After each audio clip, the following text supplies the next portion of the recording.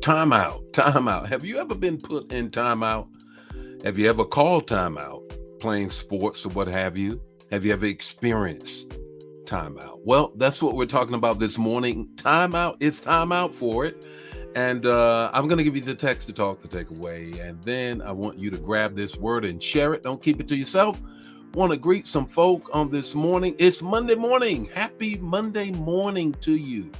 Yeah, it's Monday morning. And typically on a Monday morning, I always kind of go back over a little bit about what I preached on Sunday. And this morning, it's all about time out. It's all about time out. Let me greet some folk and then get into the word on this morning. Good morning, Brenda. How are you? Elder Mobley, how are you? Carolyn, how are you? Ella, how are you? Minister Sant, how are you? Diane, how are you? Thank you for the helping to decorate. It looks good.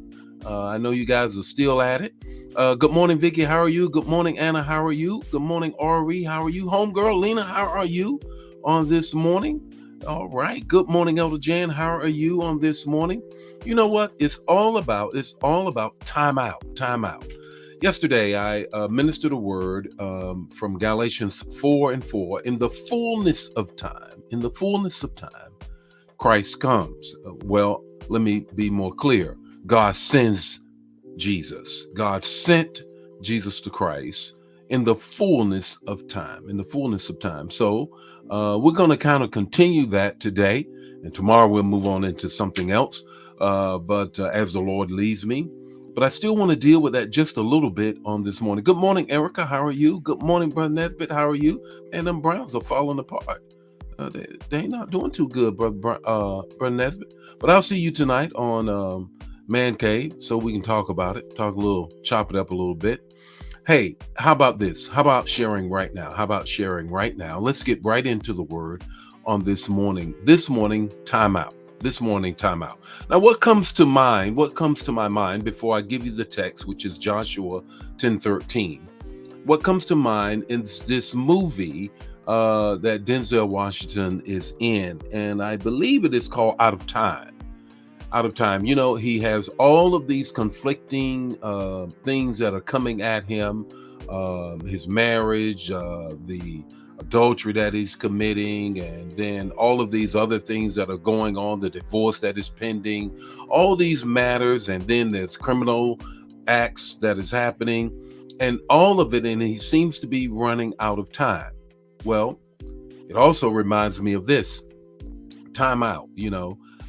We put our children in timeout. Wouldn't make them turn and look at the corner, but they did have to go to their room and be in timeout until they could act right. Well, what happens when we are in life itself and it's timeout? It's not what you think. Let's go to the text, Joshua 10:13. So the sun stood still and the moon stopped until the nation avenged on its enemies. The sun stopped in the middle of the sky and delayed going down about a half a day. God stopped everything so that his people could win the battle. How about that? God put it to stop the earth itself. What does that mean for you and I? 3 things I want you to grab a hold of right now. The first thing is this: God can and will reverse scientific laws on our behalf. God can and will reverse scientific laws on our behalf, in particular medical things. You ever notice that? Sometimes they say the diagnosis is this, the diagnosis is that. But God steps in. I am the Lord God that healeth you. No matter the situation, he can turn things around. Yeah. Science and physicians can say, call the family. And we call Jesus. Without a doubt. Here's the second thing I want you to grab in terms of timeout and stopping everything in Joshua 10:13. God can and will reverse the time that you have lost. He says, I'm going to cause you to be able to redeem the time.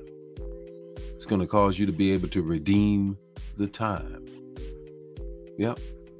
So what you feel like you have lost in the battles that you are up against, know that God can cause you to redeem the time. He can give it back without a doubt. Here's the third thing is God can and reverse even his own law when he brought in grace. He said, I put the law out there so that you can see you can never measure up. You can't measure up. It's impossible for you to meet the measurement of the law that he laid through the pen of Moses. So then he brought in Jesus so that you might be able to measure up through his grace. He reversed even his law on our behalf. So what's your takeaway this morning? Your takeaway is this: God is about to call time out on your behalf. Don't you worry. Don't fret. Don't feel as if it's not going to happen physically, financially, family-wise, whatever. God is about to call a timeout on your behalf. Hey, the Lord be with you today. His face shine upon you and give you peace. Just bless you. Bless somebody else. Don't keep it to yourself. I'll see you tomorrow morning with more Morning Manna. Bye now.